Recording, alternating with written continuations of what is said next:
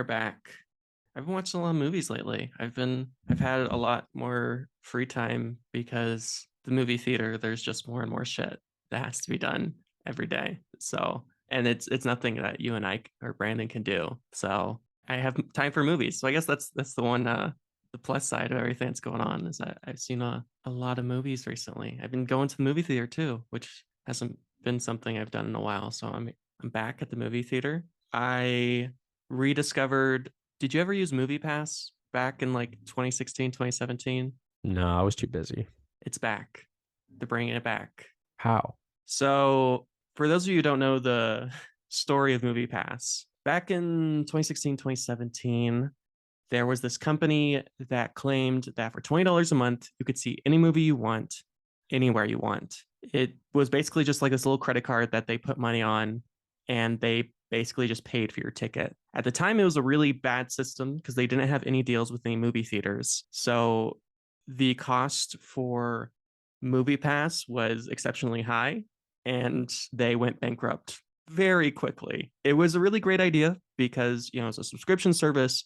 You go to any movie theater anywhere in the country, go see any kind of movie. You could see 3D movies, you could see IMAX movies, whatever you wanted. It was really cool. I loved it. I had it for like the year that it existed. Saw a lot of movies that year, saved a lot of money because when a ticket's like $10, you see two movies and it's already worth it. But because they did not coordinate with any of the movie theaters, everyone lost out and MoviePass just went bankrupt almost immediately, which was really unfortunate because it was a really cool idea. Great way to get people to go to movie theaters more, really encourage people to go to the movie theater. It was a great way to kind of save on money for those who didn't have a ton of money. And $20 a month, it's basically just like any other subscription service, right? It might be a little more pricey than Amazon Prime or Criterion Collection or whatever, but Deal is like too good. That's why I failed. the deal was too good. It was too good. Yeah. So I guess because I was originally a member, I was kept on their email list. And I remember like a couple of years back that they were going to try to rework it and try to come back with the same founder, same guy. And I was always pretty skeptical. I'm like, I don't know how this is ever going to work. Like, I just don't see this ever working. But I recently got an email and it's officially back. I actually just got my subscription last week. My card comes in the mail in a couple of days. The big difference here is they've coordinated with all the big movie theaters. So I don't know what their deal is. Like, I don't know how it works necessarily, but they've clearly figured out a system in which they've realized that the theaters benefit and both the movie subscription service benefit.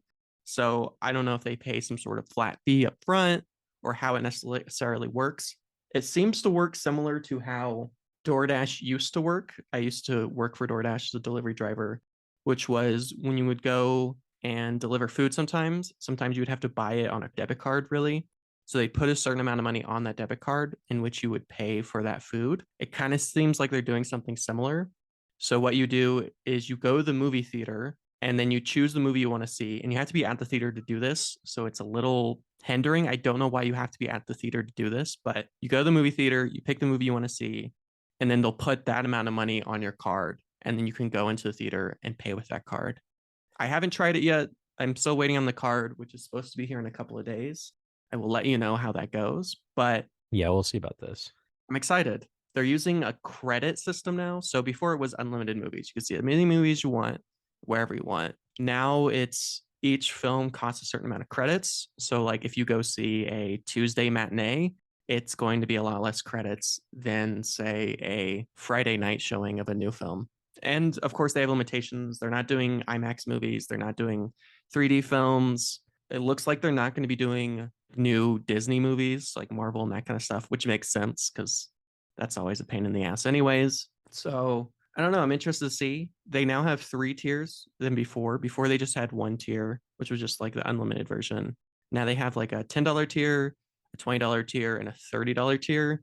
I'm trying out the $20 tier, which supposedly gets you 3 to 7 movies a month. It's 75 credits. They're still in beta, so it's kind of testing out the system. If you didn't sign up for the waitlist, I don't think you can become part of MoviePass. I think they've already like finished it. But Andrew, if you want to try it out, let me know and I can send you, you can like invite friends or whatever. So Hmm. if that's something you want to try, I can send you a link.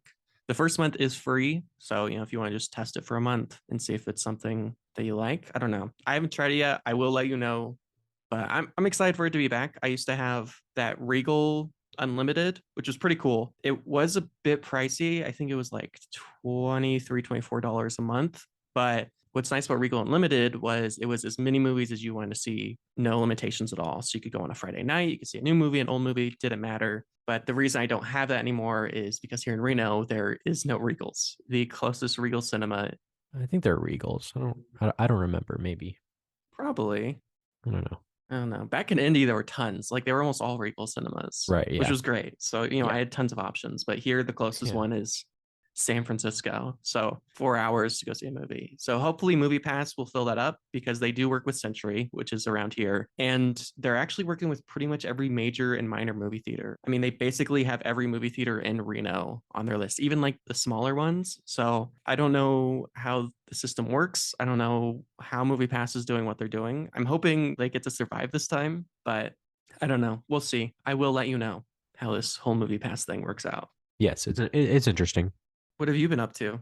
Since we last talked, honestly, I've only seen 3 movies since the last time we Wow. talked. And that was 2 weeks ago. That's insane. It was 2 weeks ago, and that includes The Holy Mountain. Wow. Both of the other movies I saw in theaters at the Speed Art Museum. So we went and saw EO.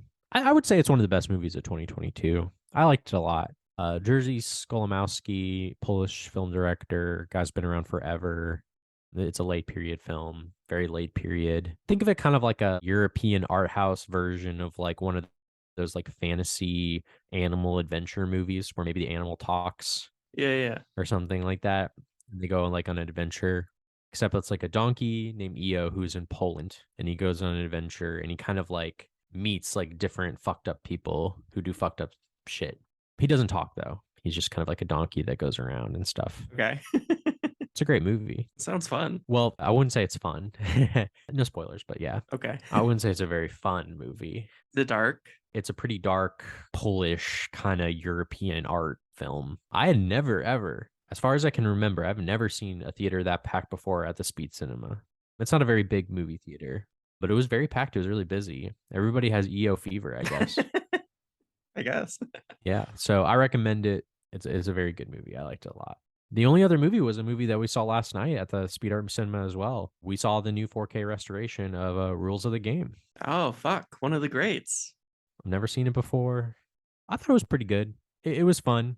The audience seemed to have a really, really good time watching it. I don't really have a lot to say about it. I thought it was pretty funny. I thought it had like a very good energy. It had a good kind of like pulsating energy going on. Not really my kind of movie, but it was really good. But the reason why I haven't been really watching very many movies is because, last time we talked, I talked about watching Tulsa King, which I haven't watched any more Tulsa King since then. But in order to watch Tulsa King, I took my parents' Paramount Plus account, which I didn't have before. And we briefly talked about Star Trek. And a while ago, I watched The Next Generation. I watched Star Trek TNG on Netflix. And a while ago, I wanted to watch DS9, which is kind of the next series after TNG, basically. And they took it off Netflix. But I realized after our conversation about Star Trek that they have every Star Trek series on Paramount Plus because it's CBS. They own it. So I've pretty much just been watching Star Trek the past couple of weeks, Star Trek DS9. I'm on season 2. There are like 7 seasons altogether. Each season is basically like 26 episodes long. I really like DS9. Those 90s Star Trek shows are perfect at any time of the day. It's good to watch in the morning. It's good to watch while you're working. It's good to watch while you're like eating lunch or dinner. It's good to watch right before you go to bed. It's just the perfect show to watch at any point in the day. And I like DS9 because it's a little bit different than TNG, but it's similar enough. Okay. DS9 is a little bit more dark. It's a little bit more pessimistic, I think. TNG is a little bit more classic Star Trek, where it's like very utopian and optimistic. I wouldn't say that TNG or DS9 are like, I wouldn't say one is better than the other, at least at this point, but DS9 is at least a little different. Instead of on a starship, they're on a space station. War is like a big part of the show, and I think it will continue to be as I progress through the show. Characters and kind of like their trials and tribulations are more apparent in the show as well than TNG, and episodes typically end very sadly. DS9 has like endings where it's just like, oh, that's the ending. Wow, that was really sad. It's like, there's a lot of endings like that, but I love the show, dude. It's so fucking good. And the thing about the show too, of course, like TNG, is that there are so many episodes, and I've watched plenty of episodes now where it's just like, yep, that was boring. So that's just how it is. But of Deep Space Nine, I'm definitely going to be continuing to watch it. But I need to get back on my movie grind. Yeah. Damn. I've never seen you watch so few movies. I'm amazed. Star Trek. Star Trek's amazing. I mean, when an episode of Star Trek hits, it hits very hard, just like any other movie in terms of its writing, its construction. It's just so satisfying when it's good. Speaking of television, I started watching The Twilight Zone, the Jordan Peele one. Very good. Every episode is. I've heard it's bad. I've only seen 2 episodes. The 2 episodes I've seen are very good. The Comedian and what was the second episode I saw? I don't remember. Maybe it gets bad. I don't know. I mean, they're all one-offs, so it's kind of hard to say. But the two I've watched are very good. The Comedian has Kamal. I can never say his name right. The guy from Silicon Valley, and then went on to be in Marvel and the Eternals. Kumail Nanjiani. Yes, him. He's in it. It's a fun first episode. It also has Tracy Morgan in the first episode, which was fun to see Tracy Morgan. And then the second episode takes place on a plane. I enjoyed them. We stopped watching it because it's too dark for Emily. Like they're not. I mean, it's a Twilight Zone, so it's not like a happy, go lucky show. So we didn't get through very much of it. And I can't really watch it while I work because it's pretty visually involved. So it's not talky enough for me to turn it on while I'm trying to work. But I've enjoyed it so far. Maybe it gets trashy. I don't know. I'll let you know. It's sad that Jordan Peele, he's like the narrator, but he doesn't smoke. Like that's what's so great about the Twilight Zone. Is the narrator's always like has like 20 cigarettes during the episode. But I don't know. Maybe I'll get back into it. Maybe I won't. I am about to finish. You should just watch Star Trek. Well, I'm going to. It's on the list, man. It's actually what I'm going to watch next. I am almost finished with the third season of The Wire, so I only have 2 more seasons of that. Oh, okay. The third season is by far the best season. Like it's so much better. I think I told you I started it and I couldn't get through it. I don't know why. No reason in particular. I just started the third season and I abandoned it. I mean, we've talked about The Wire a couple of times before. I was not a huge fan of the first season. I thought the second season was okay, but the third season is by far the best season. It's way more interested in the criminals and a lot more interested in kind of that end of things. The politics stuff is really cool. They spend a lot less time on McNulty, which I never really liked as a character because he's just kind of a dick. Is he the white cop? Yeah. Okay. In the third season, he's in it a lot less. I mean, he's still like the main guy, but I would say like in the course of an episode, he might be in it like 5 to 10 minutes. They spend a lot more time on the other characters. I think it's interesting because like the idea of the second season, right, is they bring everyone back who like moved off to different place. They bring them all back together, right, to do another wiretap. But in the third season, they don't really do that. So they're all just kind of off doing their own things. And there's this really cool plot line. And this is why I think the third season works so well, is the mayor's like, I'm up for re-election and I need to lower the numbers of criminal murders and arrests and stuff. And they're like, fuck, we don't know how we're going to do this. Like, it's just a very violent area. And so there's this like really cool dynamic between like the police commissioner and the police chief and all these different people. And the police chief's like, what I'm going to do is I'm going to round up all of the drug dealers and I'm going to put them in this one area where there aren't like no one lives, like just this vacant area. They call it New Amsterdam. And the idea is like, we won't arrest you for selling drugs if you're in this area because like there's no one here. And then like because they do that, they're like, yeah, we've lowered like the rate of crime significantly. Everyone's happier because of it. Because basically all they did is they got all the criminals and they just put them in one area and they're like, you can just do crimes here. It's fascinating. And the way like wow, they all interact with each other and how like the press finds out, and it's insane and lovely. And by far my favorite season so far. I think the next couple seasons are gonna be cool too, because I think the next season is the school system, which I'm interested in. I don't know what the last season is, but I think I had heard that like, yeah, the first 2 seasons of The Wire are just okay, and then the last 3 are great. I'm enjoying it a lot more. I mean, do I enjoy it as much as I've enjoyed like Breaking Bad or Sopranos? Not yet, but I'm starting to see why people like it so much, because the first 2 seasons I didn't get it. Like I didn't get why people loved it, but I'm starting to really enjoy it. All the characters are coming into their own, because there's the thing about The Wire is there's just a lot of different characters. And I think by season 3, there's enough about each character, because they don't get any new characters really. It's just they introduce so many characters in the first season But by the third season, you're like, okay, I know who these people are now. I know like their different ideas and things that they want to do. And they spend a lot less time with the cops, which I like because honestly, the cops are kind of shitty. I mean, they're kind of shitty at their job. They're kind of shitty human beings. And you can tell like part of it is very of the moment because the first season came out in 2002, 2003. So at the time, there was kind of this very pro cop kind of conservative movement, which you can kind of feel in the early seasons of The Wire, which feels a bit uncomfortable. But season 3, they start to recognize that these cops are kind of shitty people and they do shitty things. And it's fun. It's interesting. So I'm getting much more into The Wire.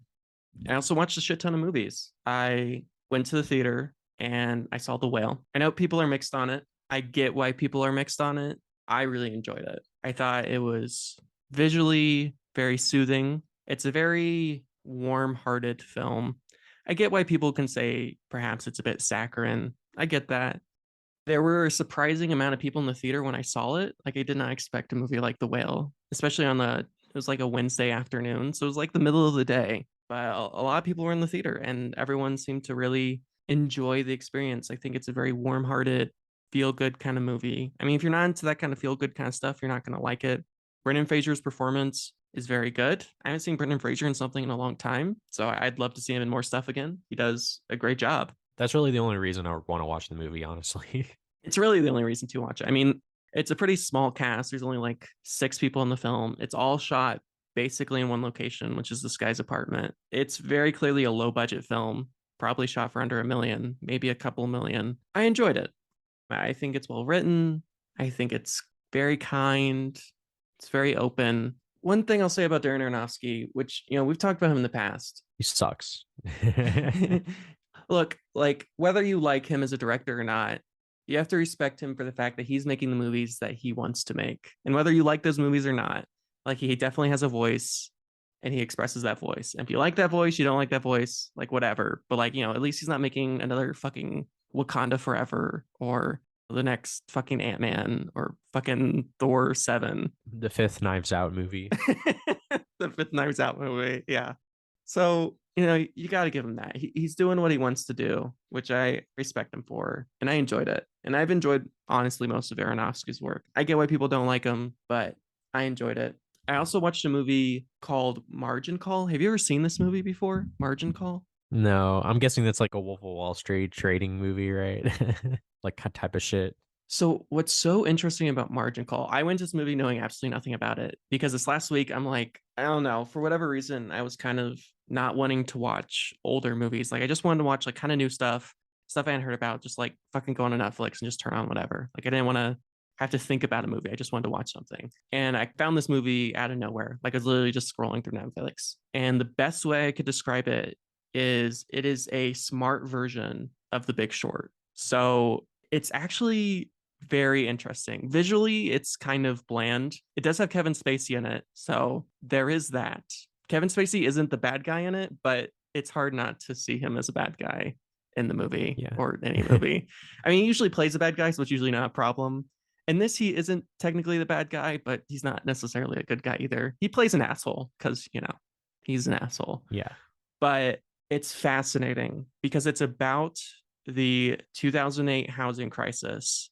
But instead of doing like the Big Short thing where they have to fucking explain everything to you like you're a 6-year-old, it's about this firm like one night, and the firm realizes that they have been taking margins, which basically means that they borrow money on mortgages. And this guy like calculates that they are about to basically ruin the entire housing market. It's a really like well-made and smart film, and it takes place all over one night. And all it is, it's a series of meetings. Like it's not visually that interesting. There's not a whole lot going on. It's basically just people talking to each other. And if you don't already know a lot about stocks or the housing market, it's probably going to be a pretty confusing film because they refuse to ever talk down anyone. Like it's a very smart film. And I'm not saying that like, oh, you have to be like so intelligent to see the film. It's just you have to understand the concepts very well going into the film, which I mean, as someone, I used to sell stocks. So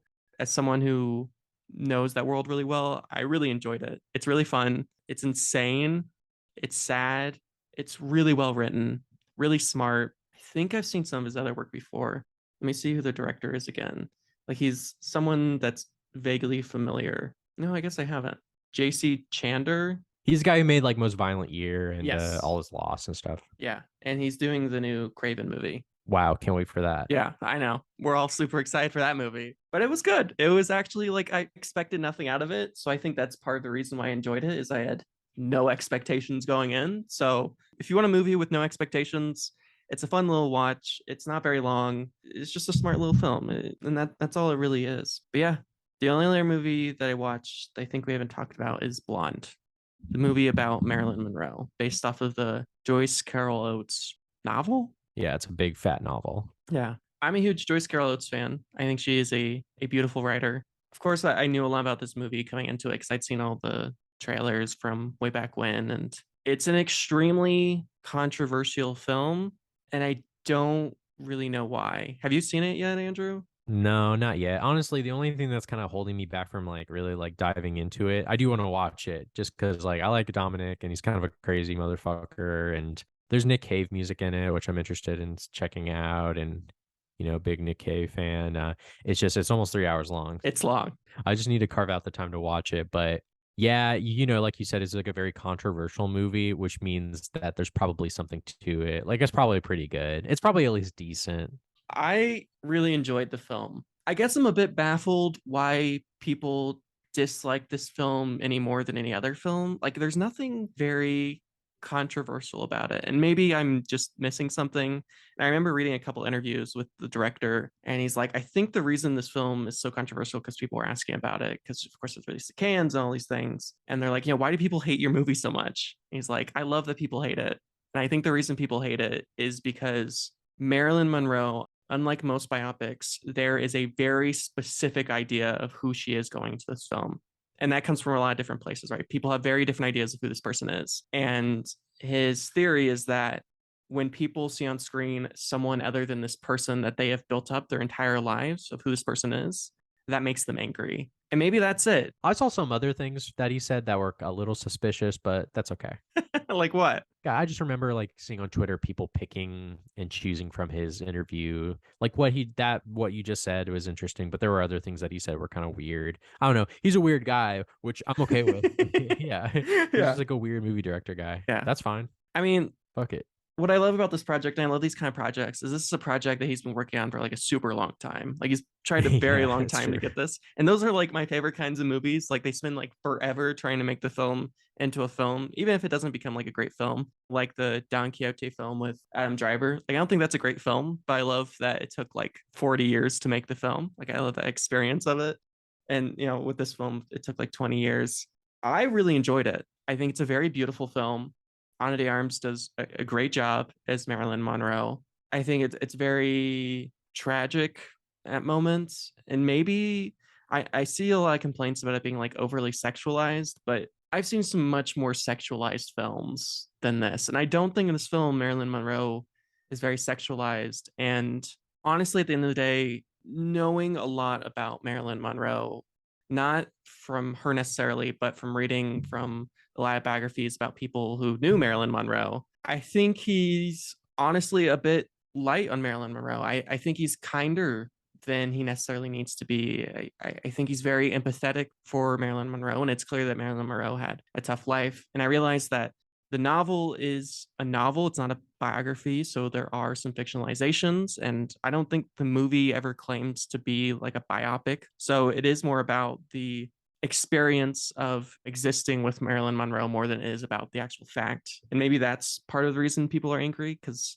they're looking for like a straight biopic, like this is what happened in her life, where it's kind of more like you probably maybe should like approach the movie as if it's a movie about a person who is sort of Marilyn Monroe like, not necessarily Marilyn Monroe. It's a fictionalized version of Marilyn. Like it's really, I mean, in the same way the Holy Mountain's kind of like the idea of ideas or the image itself. It's about the idea of Marilyn Monroe and this projection of Marilyn Monroe than it is more about the actual person, Marilyn Monroe. So if you go into the movie thinking you're going to watch a biopic about Marilyn Monroe, I can see why you wouldn't like it. I can see why you wouldn't enjoy it. But I really enjoyed the film. It's very beautiful. There's a lot of different aspect ratios. I mean, he basically goes through the whole range of aspect ratios. I don't quite understand why you move from one aspect ratio to the other, because I mean, it'll just go from like scene to scene. And it's not like a thing where it's like a certain time period is this aspect ratio and a different time period is this aspect ratio. It's just all over the place with aspect ratios. You'll have a 4:3,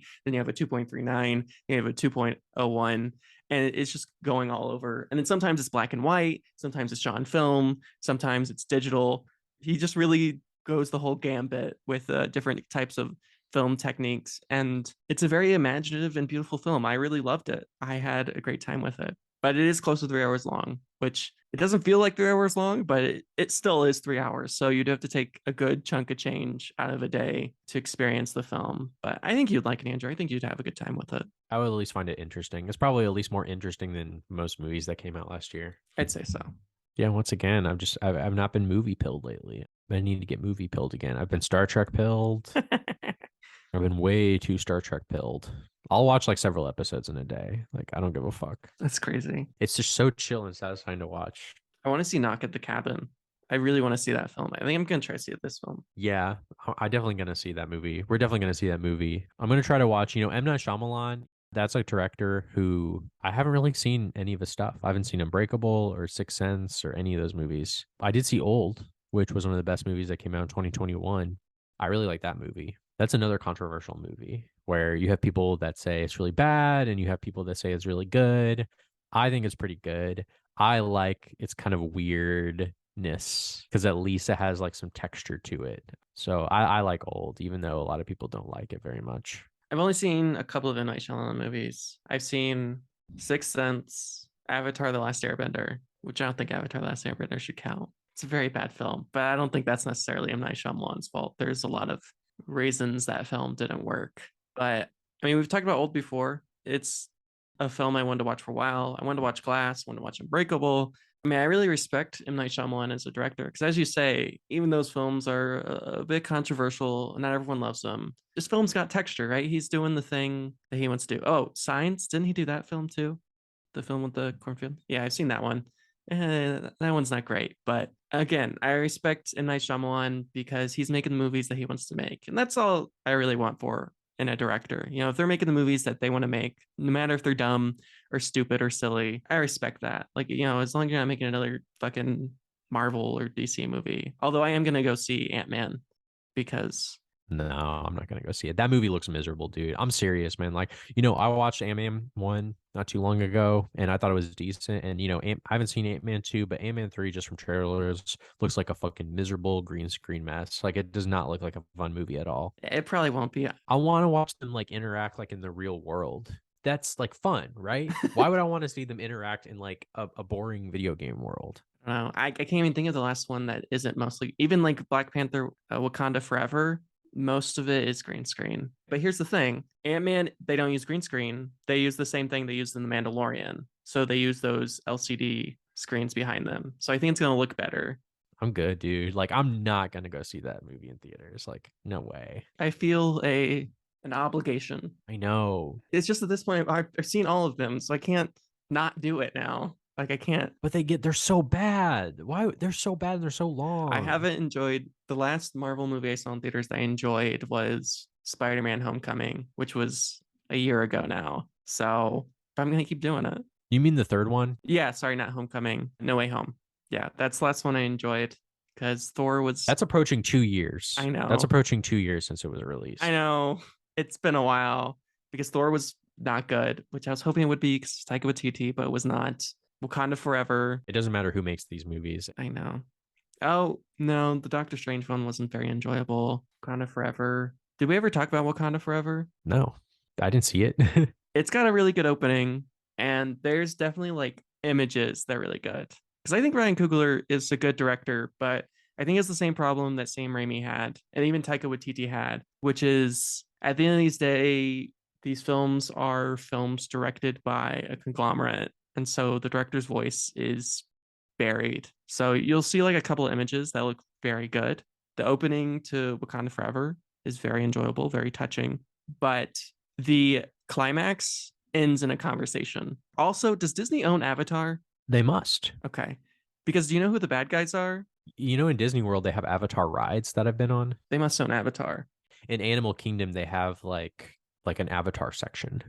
That's actually really cool, honestly. When I went with my family there, the longest line that we waited for was for like the Avatar ride. Okay. Yeah, yeah. It's very popular. It's a ride where you ride one of the flying creatures. It's like a virtual reality. That's dope. That's really cool. Yeah, so the bad guys in Wakanda Forever are Avatar people. Oh yeah, they're like blue. They're blue, they're like water It's people. funny. I swear to God, I thought like halfway through the movie, like when they were gonna be like, here's where our people There's came gonna from. be an Avatar Marvel crossover. I That'd thought be they were so gonna say funny. like we're from Pandora because like they wear the same type of clothes, they're blue, they're fucking water people, like the way of the water. Like I swear to God, I was just waiting for them to be like, yeah, like we're originally from That's Pandora. ridiculous. They ran out of They ideas. ran out of Like, they ideas. don't They have any. just took Avatar. It was so weird. I was like, I don't understand like the decisions that were made because I guess technically they're not Avatar people, but they basically are.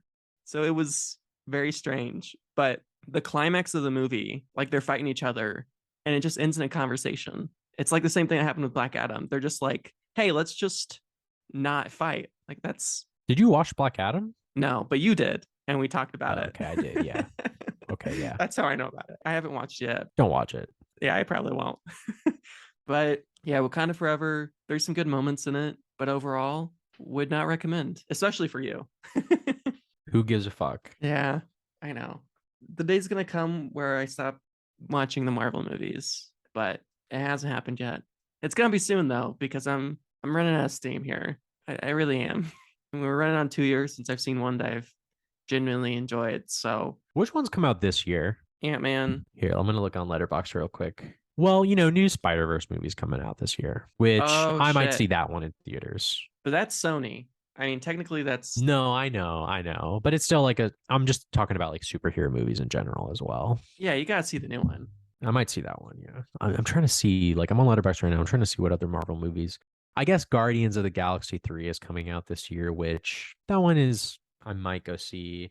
The Shazam sequel, which I don't know about Did you that. ever watch Shazam? You know, I watched the first movie not too long ago. I was just kind of like bored at home and I was like, yeah, I'll throw it on. And it's just a completely blank slate, whatever movie. I just completely, I don't like Zachary Levi very much. I don't think he's very funny. I enjoyed it. I liked it. I really didn't care much for it.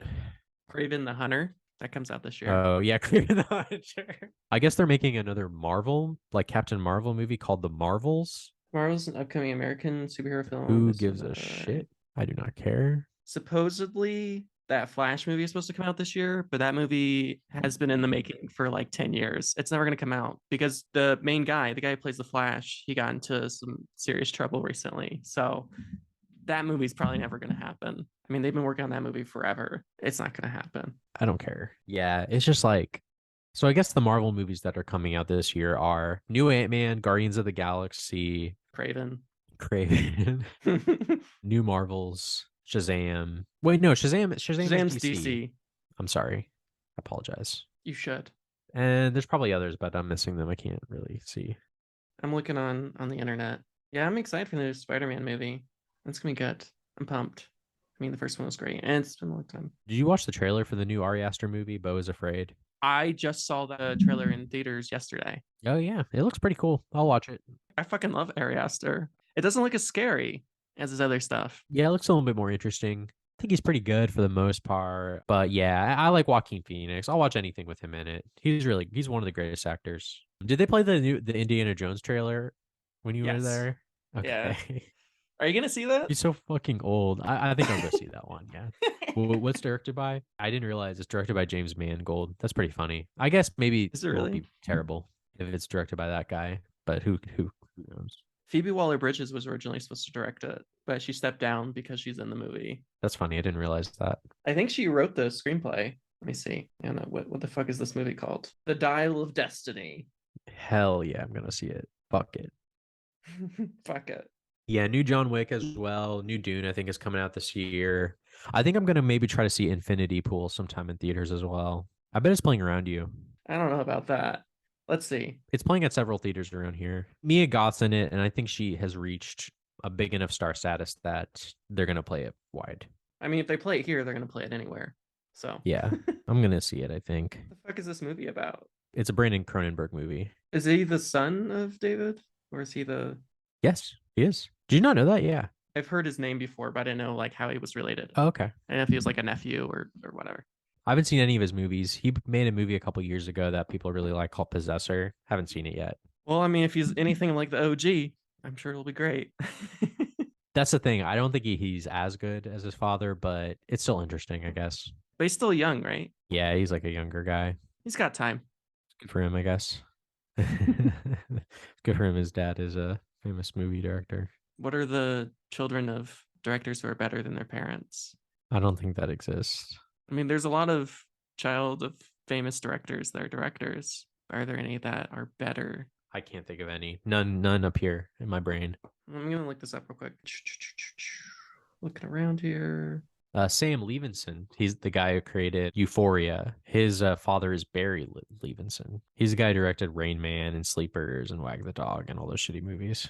Jason Reitman? I didn't know his dad was. Oh shit. Ivan Reitman. Yeah, he died. Jason Reitman might be a better director than Ivan Reitman. I don't know if Jason Reitman has ever directed a movie better than Ghostbusters. I'm sorry, but I don't think that's the case. I'm not as big of a Ghostbusters fan as you are, but I mean, didn't he direct the last Ghostbusters movie? Yes, he did. That's awesome. That's fun. A little father-son action. And then his dad died.